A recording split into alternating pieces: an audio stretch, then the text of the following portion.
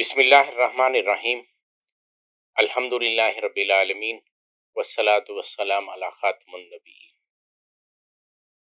نبی محتشم صلی اللہ علیہ وسلم کے انصاف پر مبنی وہ فیصلے جو کسی بھی طرز حکومت کا حصہ ہونے چاہیے اور بے مثل اور بے نظیر فیصلے جو رہتی دنیا تک نوع انسانی کو ہدایت اور رہنمائی عطا کرتے رہیں گے۔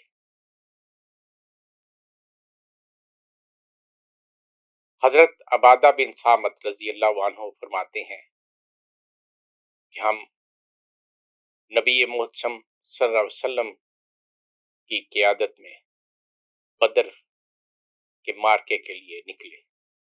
اللہ سبحانہ و تعالیٰ نے کفار کو شکست دے دی۔ مسلمانوں کے ایک گروہ نے کفار کا تعاقب کیا۔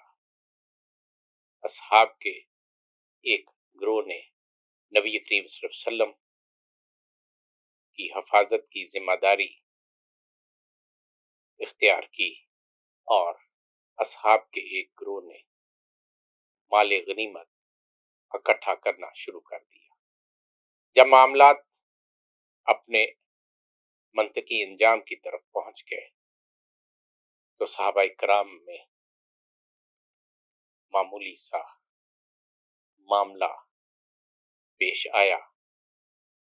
نبی کریم صلی اللہ علیہ وسلم کو بتایا گیا کہ مال غنیمت کے بارے میں ایک گروہ کہتا ہے کہ ہم نے کفار کا تعاقب کیا، ہمیں زیادہ حصہ ملنا چاہیے۔ دوسرا گروہ کہتا ہے کہ ہمیں نبی کریم صلی اللہ علیہ وسلم کی حفاظت کی ذمہ داری سونپی گئی تھی اور ہم نے بدری کی احسن وہ ذمہ داری پوری کی ہے۔ تیسرا گروہ یہ کہتا کہ ہم نے مال غنیمت تو سمیٹا ہے۔ نبی کریم صلی اللہ علیہ وسلم پر جب سورہ انفال کی ابتدائی آیات نازل ہوئیں تو حضرت عبادہ بن صامت رضی اللہ عنہ کہتے ہیں کہ مال غنیمت کی تقسیم کا معاملہ پھر ہمارے ہاتھ سے نکل گیا اور نبی محتشم صلی اللہ علیہ وسلم کے حکم کے تابع ہو گیا۔ آپ صلی اللہ علیہ وسلم نے مال غنیمت تمام مجاہدین میں مساوی تقسیم فرمایا۔ نبی کریم صلی اللہ علیہ وسلم نے عمر بن ام کلثوم یا ابن مکتوم کو مدینہ کا امام مقرر کیا۔ آپ صلی اللہ علیہ وسلم نے ابو لبابہ کو مدینہ میں حکمران مقرر کیا۔ آپ صلی اللہ علیہ وسلم نے ان دونوں اصحاب کو مال غنیمت میں سے حصہ عنایت فرمایا۔ حضرت طلحہ بن عبید اور حضرت زید رضی اللہ عنہم نے بدر کے مارکے میں شرکت نہیں کی، لیکن نبی محتشم صلی اللہ علیہ وسلم نے ان کا حصہ بھی نکالا۔ نبی محتشم صلی اللہ علیہ وسلم نے حضرت عثمان بن عفان رضی اللہ عنہ کو بھی مال غنیمت میں سے حصہ عنایت فرمایا۔ حضرت عثمان بن عفان رضی اللہ عنہ نے عرض کی کہ میرا اجر و ثواب۔ آپ صلی اللہ علیہ وسلم نے فرمایا کہ آپ کو اجر و ثواب بھی ملے گا۔ حضرت عثمان بن عفان رضی اللہ عنہ نے اپنی زوجہ محترمہ اور نبی محتشم صلی اللہ علیہ وسلم کی صاحبزادی کی علالت کی وجہ سے مارکہ بدر میں شرکت نہیں کی تھی۔ نبی کریم صلی اللہ علیہ وسلم نے حضرت خوات بن عبیر بن نعمان رضی اللہ عنہ کو بدر کے مال غنیمت میں سے بھی حصہ عنایت فرمایا۔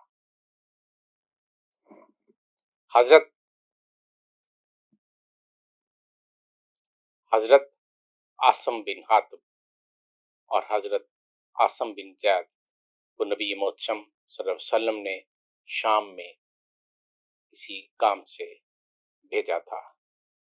آپ صلی اللہ علیہ وسلم نے ان کے لیے بھی مال غنیمت میں سے حصہ نکالا۔ نبی کریم صلی اللہ علیہ وسلم ایک اونٹ کے بدلے میں 10 بکریاں بھی آپ نے عطا فرمائی۔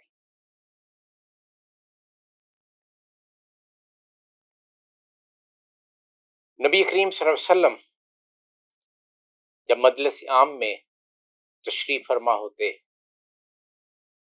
اور فرماتے کہ فلاں فلاں کام کون کرے گا، تو نوجوان صحابہ فوراً اس کام کو سر انجام دینے کے لیے اپنا آپ پیش کر دیتے۔ آپ صلی اللہ علیہ وسلم حوصلہ افزائی کے لیے ان کو انعام دیا کرتے۔ مال غنیمت میں عورتوں اور بچوں کے لیے باقاعدہ حصہ مقرر نہ تھا، بلکہ نبی محتشم صلی اللہ علیہ وسلم حوصلہ افزائی کے لیے انہیں انعام دیا کرتے۔ نبی کریم صلی اللہ علیہ وسلم کسی شخص کو کسی فوجی مہم میں یا کسی کام کی غرض سے بھیجتے اور وہ مارکے میں شریک نہ ہو سکتا، تو نبی کریم صلی اللہ علیہ وسلم اسے مال غنیمت میں حصہ عنایت فرماتے۔ وما توفیقی الا باللہ۔